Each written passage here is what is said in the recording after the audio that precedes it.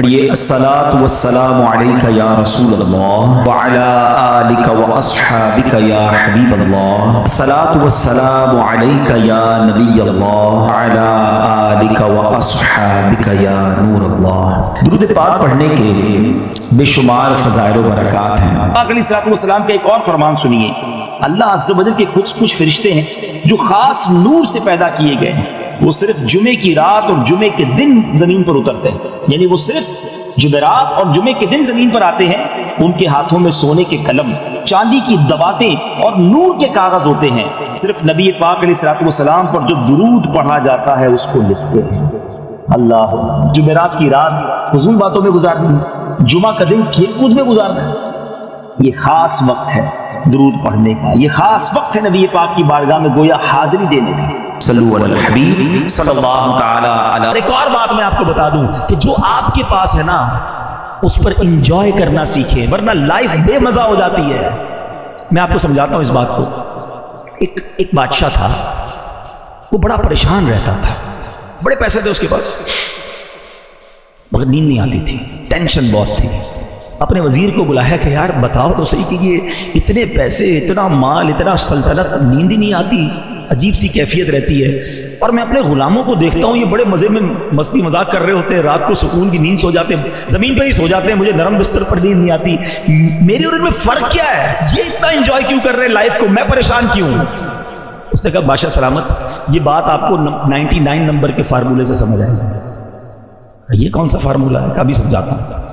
اس نے ایک غلام کو بلایا، ادھر آؤ بادشاہ سلامت، آپ اس کو 100 اشرفیاں تحفے میں دے دیں۔ بادشاہ تھا، اس کے لیے 100 اشرفیاں کیا چیز ہیں؟ 100 اشرفیوں کی تھیلی منگوائی، وزیر کے ہاتھ میں دی۔ اس وزیر نے کیا کیا، چپکے سے اس کے اندر سے ایک اشرفی نکال کے جیب میں رکھ دی، جاؤ مبارک ہو۔ اس غلام کی تو لاٹری لگ گئی، زندگی میں ایک اشرفی نہیں دیکھی تھی، 100 اشرفیاں۔ او جناب، گھر گیا، خوشی خوشی سارے گھر والوں کو، بچوں کو جمع کیا، بیوی کو بلایا، مبارک ہو مبارک ہو۔ کیا ہوا؟ 100 اشرفیاں بادشاہ نے دی ہیں، اپنی تو زندگی بن گئی۔ سارے بچے خوش، وائف بھی خوش۔ بچے کہتے ہیں ابو اشرفیاں دکھائے تو سی، ہوتی کیسی، ہم نے دیکھی نہیں آج تک۔ تھیلی کھولی اور اشرفیاں اس نے نکال دی۔ کہا ابو ہم گن لیں؟ کہا گنو۔ بچوں نے گننا شروع کی، کتنی نکلی؟ 99۔ ایک تو رکھ لی تھی نا اس نے۔ کہا ابو یہ تو 99 ہیں۔ کہا نہیں بادشاہ نے دی ہیں 100 ہوتی ہیں، پوری 100 ہوں گی، گنو، تمہیں گننا نہیں آتا۔ پھر گنی 99۔ بیوی نے کہا ہٹو ہٹو میں گنتی ہوں، بچوں کو گننا نہیں آتا۔ بیوی نے گنی، نکلی 99۔ شوہر نے کہا تم سب ہٹو، تمہیں گنتی نہیں آتی، میں گنتا ہوں، نکلی 99۔ اب بیوی کہتی تم ہوئی ایسے، 100 دی ہوں گی تم نے، راستے میں گرا دی ہوگی۔ بچے کہتے ہیں وہ ایک اشرفی شارٹ کرایا، پتہ ہے ایک اشرفی کتنے کی ہوتی ہے، اس سے تو کتنے کام بن جاتے ہیں۔ نہیں ادھر ہی ہوگی۔ بستر اٹھایا، ٹیبلیں اٹھائیں، پورا گھر اتھل پاتھل، ساری رات اسی میں گزر گئی کہ وہ ایک کدھر گئی۔ صبح آیا وہ غلام بادشاہ کے دربار میں، آنکھیں سوجی لال، جو روز سکون سے سوتا تھا۔ وزیر نے کہا کیا ہوا تمہیں؟ کہا بادشاہ سلامت بڑا مسئلہ ہو گیا۔ کیا ہوا؟ آپ نے تو 100 دی ہوں گی لیکن ہوا یہ گھر گیا تو 99 نکلی تھی۔ وزیر نے جیب سے ایک نکالی کہ یہ لے جاؤ، وہ تو چلا گیا۔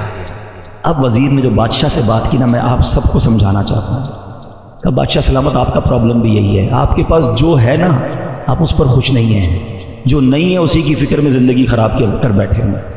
ہم سب کا یہی حال ہے، خدا کی قسم اتنا ہے ہمارے پاس کہ سارا زندگی سجدہ کرتے گزار دیں، اور ہم میں سے بہت سو کے پاس تو اتنا ہے ہمارے بچے بھی کھائیں تو ختم نہیں ہوگا، مگر ٹینشن یہ کہ وہ کیوں نہیں ہے، وہ کب ملے گا؟ وہ ایک اشرفی کی تلاش میں تم جو 99 ملی ہوئی ہیں اس کو نہ انجوائے کر رہے ہو، نہ شکر ادا کر رہے ہو، نہ مزے لے رہے ہو لائف کے۔ ارے جو ہے اس پہ خوش رہو۔ اللہ کے بندو جو رب نے دیا ہے اس پہ شکر ادا کرنا، انجوائے کرو اپنی لائف کو۔ ہاں چلے ایک اس بات کو ہی روکتے ہیں، یہ بات جب چلی ہے اور اس کیلیبر کے لوگ بیٹھے ہیں، لائف میں اگر سکون لانا چاہتے ہیں نا 2 باتیں یاد کر لیں کہ نعمتوں میں اپنے سے کمتر لوگوں کو دیکھیں، ٹھیک ہے، اور نیکیوں میں اپنے سے آگے لوگوں کو دیکھیں، آپ کی لائف مزیدار ہو جائے گی۔ آپ کو جب بھی لگے نا کہ یار میرے سے آگے لوگ ہیں، وہ نہ دیکھیں، اپنے سے پیچھے والوں کو دیکھیں. جھونپڑی میں لوگ رہ رہے ہیں، روڈوں پہ سو رہے ہیں، کھانے کو پیسے نہیں ہیں، گھر نہیں ہے، ہاسپٹل میں پڑے ہوئے ہیں، بڑی بڑی بیماریاں ہیں. ارے اللہ نے تو مجھے کروڑوں سے اچھا بنایا ہے، میں کیوں آگے والے کو دیکھ کر ٹینشن میں ہوں؟ پیچھے والوں کو دیکھو گے تو سجدے سے سر نہیں اٹھے گا. شکر کرتے کرتے زندگی گزر جائے گی اور انجوائے بھی کرو گے اپنی لائف کو. ہاں نیکیوں میں دیکھو، کمپٹیشن کرنا ہے، آئیے نا میں بتاتا ہوں. صحابہ کرتے تھے نا کمپٹیشن، بھول گئے آپ؟ حضرت عمر رضی اللہ عنہ آدھا مال لائے تھے، حضرت ابوبکر صدیق اپنے گھر کا سارا مال لے آئے. کیوں؟ کمپٹیشن تھا، نیکیوں میں آگے بڑھنا ہے. ہمیں اچھی گاڑی والے، پراڈو والے کو دیکھ کر تو خیال آتا ہے کہ میری کرولا کیوں رہ گئی. تمہیں تہجد گزار کو دیکھ کر خیال کیوں نہیں آتا کہ میں تہجد کب پڑھوں گا؟ یہ تہجد بھی پڑھتا ہے، یہ روز قرآن پڑھتا ہے، مجھے قرآن پڑھنا ہی نہیں آتا. یہ بزنس بھی کرتا ہے، دین کا کام بھی کرتا ہے، میں کب کروں گا؟ یہ والی ریس میں آ جائے نا کہ یہ اللہ کے قریب پہنچ رہا ہے، جنت کے محل بنا رہا ہے، دنیا کا بنگلہ بنا رہا ہے، اس کی ٹینشن ہے. ارے ڈیفینس میں 2000 گز کا بنگلہ بنا لیا، میں پیچھے رہ گیا. یہ کیوں نہیں دیکھتے کہ جنت میں اس کے کتنے محل بن گئے، میں کنگال رہ گیا؟ دیکھو نا نیک لوگوں کو، آ جاؤ اس ریس کے اندر، یہ انشاءاللہ تمہیں آگے لے جائے گی. Now we have to decide, we have to think about it. ہمیں سوچنا ہے کہ میری لائف ایسی ہے کہ قبر جنت کا باغ بنے گی یا اللہ نہ کرے جہنم کا گھڑا بن جائے گی. پیارے آقا مدینے والے مصطفیٰ صلی اللہ علیہ وسلم ایک اور بڑا خوبصورت فرمان فرماتے ہیں. اے سورہ ملک پڑھنے والوں تمہیں مبارک ہو، اے قرآن سے دوستی کرنے والوں تمہیں مبارک ہو. قبر میں دیکھو یہ کیسا کام آنا ہے. اللہ کے حبیب فرماتے ہیں بے شک قرآن میں 30 آیتوں پر مشتمل ایک سورت ہے جو اپنے پڑھنے والے کے لیے شفاعت کرتی ہے یہاں تک کہ اس کی مغفرت کر دی جائے گی، اور یہ سورہ ملک ہے.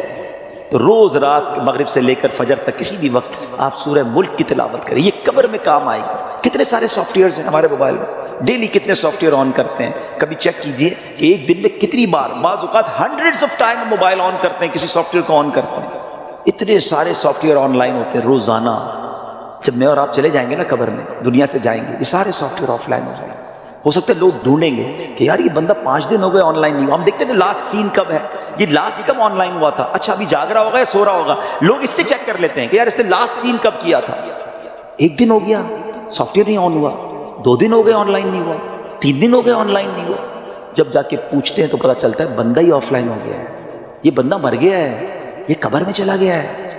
لیکن آپ نے کبھی سوچا یہ سارے سافٹ ویئر آف لائن ہو جائیں گے؟ جس نے قرآن تھاما ہوگا نا وہ قرآن قبر میں بھی آن لائن ہوگا. وہ قرآن قبر میں روشنی اور نور کا کام شفاعت کرے گا، روکے گا عذاب کو. تو اس کو تھام لو نا جو قبر میں بھی آن لائن رہے. اس سافٹ ویئر کو کب کھولتے ہیں؟ پچھلے رمضان میں قرآن پڑھا تھا، اب بہت سارے وہ ہوں گے جو اس رمضان میں پڑھیں گے پورا سال قرآن سے دور. قرآن صحیح پڑھنا آتا نہیں، نہ اس کے تلفظ نہ اس کی تجوید. کیا مسلمان ایسا ہوتا ہے؟ کیا قرآن سے اتنا دور رہ کر زندگی اچھی ہے؟ نہیں میرے میٹھے اسلام. اللہ کے حبیب علیہ السلام فرماتے وہ دل ویران ہے جس میں کچھ قرآن نہیں ہے. چیک کرو ہمارے سینے میں کتنا قرآن ہے، ہم کتنا قرآن روز پڑھتے ہیں. پلیز کیا ایسا نہیں ہو سکتا کہ میں روز یہ نیت کر لوں کہ میں اس وقت تک سوؤں گا نہیں جب تک میری آنکھیں قرآن دیکھ نہ لیں، میرے کان کچھ قرآن سن نہ لیں، اور میری زبان کچھ قرآن پڑھ نہ لیں. کتنی اچھی زندگی ہے قرآن کے ساتھ. تو پلیز اللہ کے کلام سے دوستی کریں. چند حدیثیں پیش کر دیتا ہوں، بہت ساری حدیثیں ہیں سورہ ملک کے فضائل میں. حضرت عبداللہ ابن عباس رضی اللہ عنہ فرماتے ہیں کہ صحابی نے ایک جگہ خیمہ نصب کیا، وہاں ایک قبر تھی اور انہیں معلوم نہ تھا کہ یہاں قبر ہے. اچانک پتا چلا کہ یہ قبر ہے اور اس میں ایک آدمی سورہ ملک پڑھ رہا ہے، یہاں تک کہ اس نے سورہ ملک مکمل کر لی. وہ صحابی رضی اللہ تعالیٰ عنہ جب نبی پاک کی بارگاہ میں حاضر ہوئے اور عرض کی کہ یا رسول اللہ صلی اللہ علیہ وسلم، میں نے ایک جگہ بغیر مجھے علم نہیں تھا، نادانستگی میں نے ایک جگہ خیمہ لگایا اور وہاں قبر تھی اور اس میں ایک بندہ سورہ ملک پڑھ رہا تھا. تو نبی پاک علیہ السلام نے فرمایا یہ سورت عذاب قبر کو روکنے والی اور اس سے نجات دینے والی. اللہ اکبر. ایک اور جگہ نبی پاک علیہ السلام فرماتے ہیں کہ قرآن پاک میں، ابو داؤد شریف کی حدیث ہے کہ قرآن پاک میں 30 آیتوں کی ایک سورت ہے، وہ اپنی تلاوت کرنے والے کی شفاعت کرے گی یہاں تک کہ اسے بخش دیا جائے گا. وہ سورت تبارک الذی بیدہ الملک ہے. تو ناظرین یہ سورت روزانہ رات کو پڑھنی ہے. 30 تو آیتیں ہیں. کیا ہی اچھا ہو کہ ہمارے پاس موبائل میں ہمارے جتنے بھی جو ہماری ڈیوائسز ہیں اگر ہم قرآن پاک ڈاؤن لوڈ کر لیں، سبحان اللہ، تلاوت ہوتی رہے، رحمتیں مل. مقام نزول سورہ ملک مکہ مکرمہ میں نازل ہوئی. رکوع اور آیات کی تعداد، اس سورت میں 2 رکوع اور 30 آیتیں ہیں. سورہ ملک کے اسما، اس کے نام کتنے سارے اور اس کی وجہ کیا ہے یہ بھی سنیے۔ اس سورت کے متعدد نام ہیں، ڈیفرنٹ نیمز ہیں۔ اس کی پہلی آیت میں ملک یعنی سلطنت اور بادشاہت کا ذکر ہے، اس مناسبت سے اسے سورہ ملک کہتے ہیں۔ اس کی پہلی آیت کے شروع میں لفظ تبارک ہے، اس مناسبت سے اسے سورہ تبارک بھی کہتے ہیں۔ یہ سورت عذاب قبر سے نجات دینے والی، عذاب سے بچانے والی اور عذاب کو روکنے والی ہے، اس لیے اسے سورہ منجیہ، سورہ واقعہ، سورہ مانعہ کہتے ہیں۔ سبحان اللہ۔